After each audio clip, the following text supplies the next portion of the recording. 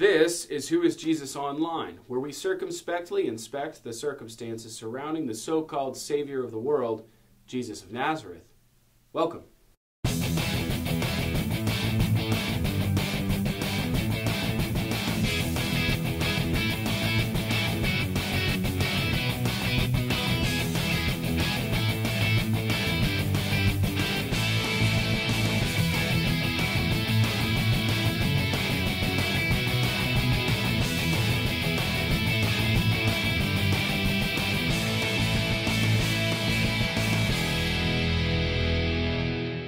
Well, thanks for clicking on this channel. Welcome, YouTube audience and viewers.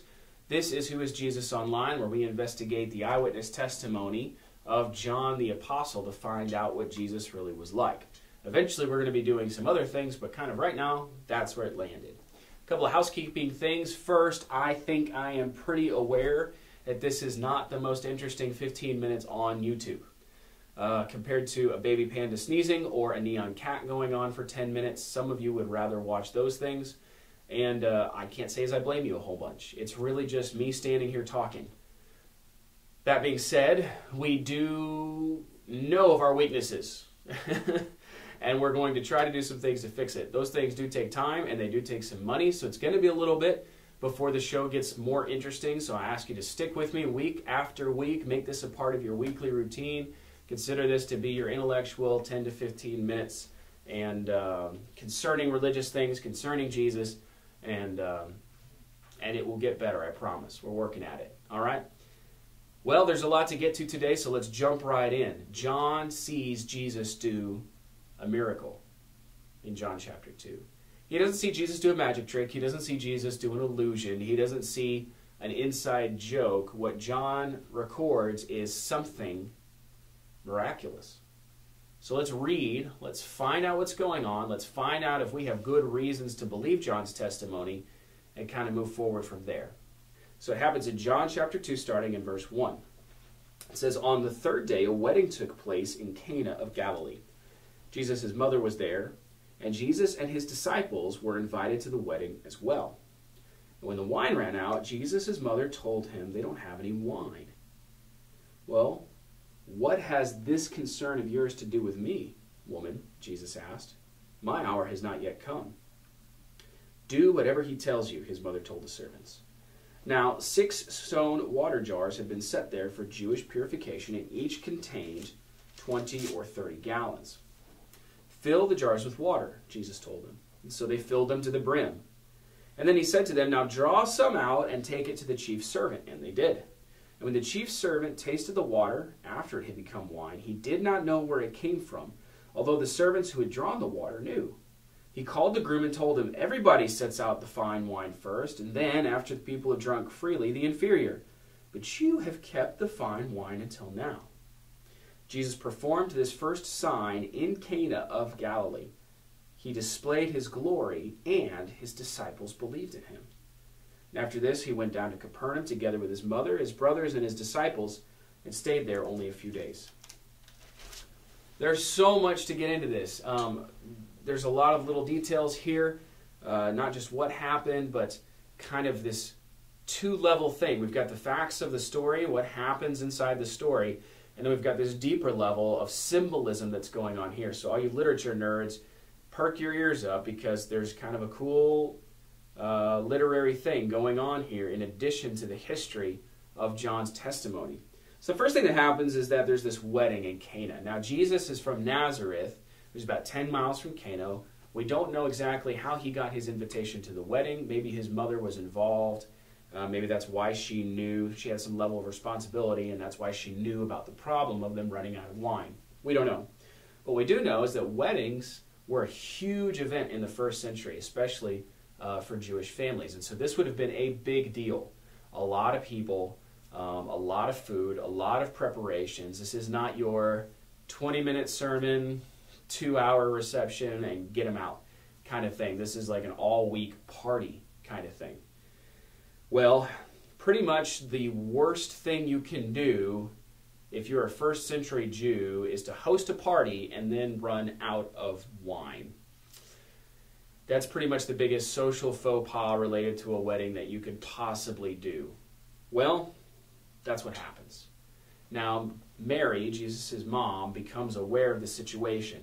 Now, we don't have any mention of Joseph here. It's quite possibly that Jesus' earthly dad has already passed. We know that he's dead by the time of the crucifixion, so it's possible that Joseph isn't in the picture. If Mary has been a widow for a while, it's reasonable that she would have come to rely on Jesus for a lot of things, being the oldest son. So she goes to him and says, hey, they don't have any wine. Uh-oh, uh-oh, uh-oh. This is tantamount to throwing a dance party and forgetting to hire a DJ. I mean, this is not going to work. You know, your little cassette player with, you know, your REM document cassette, it's not going to get it done. And so basically what Jesus responds is, now what does this really have to do with me? And it sounds harsh in English. It's like, what does this have to do with me, woman? But really, in the ancient language, it's more like ma'am, or term of respect. He says, my hour has not yet come. He's speaking of his future glorification and his crucifixion, and saying, this is not the time where I'm supposed to be showing a great show of power for all these people to see. We're getting there, but it's not yet. And notice, too, that he doesn't call her mom. You almost get this sense that there's this shift in relationship, that the reason that it's written like it is precisely because he doesn't say mother. He says, ma'am, like, I'm 30. I'm not your little boy anymore. I'm starting this public ministry. It's time that you start relating to me a little differently. So they move on. And obviously Mary is not, she's not set back by what he says, because she goes and turns to the servants, whoever was there helping with the wedding. Maybe they're probably not slaves. They're probably just people there helping with the wedding. And he says, do whatever he tells you to do. So she knows that Jesus is going to have some level of compassion on the situation, and he's going to be able to solve the problem somehow. Okay, and she doesn't have anything in mind. So then we get this detail. If we look over, there are 6 stone water jars. Now, stone water jars were used for Jewish purification instead of earthenware jars, instead of clay jars, because they believed they didn't get unclean. So a lot of ceremony goes on in this, but think about it. These are big vessels. They carry a lot of liquid. Well, there have been a lot of dishes to wash. There have been a lot of food to clean. There would have been a lot of people to clean hands and things, and they don't have exactly running tap. And so you keep all this water by you. And so Jesus looks at all of these and says, hey, I want you to fill these things to the brim. Now, John sees this, and he says they filled them to the top with water. Not they diluted the wine with water. Not, by the way, it wouldn't have tasted good if they'd have done that. And not that this was some sort of additive Kool-Aid version, that there was something at the bottom. And, I mean, this was filled to the top with crystal clear water. In a stone water jar, you would have seen down into the bottom of it in good light, and you would have been able to tell that it was clear. In the ancient world, not crystal clear, not Evian, but still not wine, not red or white wine. And so then he says, now draw some out and take it to the chief servant. So you've got this guy who's kind of appointed master of ceremonies, and he makes sure that all the food and all the water is really good, and they bring it to him, and he is shocked at how good the wine is. Now wait a minute, the servants drew water out, but what he tastes is wine. Now there's no mix-up here. This is probably all happening inside the same close space. It's not like a sleight of hand sort of thing. Something else is going on here, and that's what John records. And then he says, not only is it wine, but it's really good wine. And it turns out, instead of it being a social tragedy for the family getting married, it turns out to be a great bonus to them and a wedding gift. Now they've got 20 to 30 gallons of wine that's of the highest quality. And this is what John has to say about it. Jesus performed this first sign. He doesn't call it a miracle. He calls it a sign because he's building a case that Jesus is who he said he was, and that is the Creator himself in human form. And so he's saying, look, this is a piece of evidence, and this is proof that what he has said about himself is accurate, that he has control over the natural order.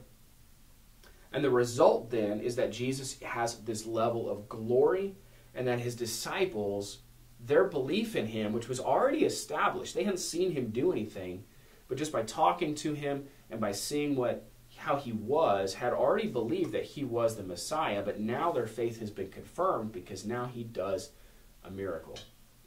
So let's just take a second. What is a miracle exactly? Well, I think it's common for people to define miracles as something that goes against the laws of nature. And I don't think that's a fair representation for what a miracle actually is. Because in the definition, it assumes that the laws of nature are up here, that they take the biggest prestige, and that anything else that interacts with them has to be an affront to them, that these aren't movable.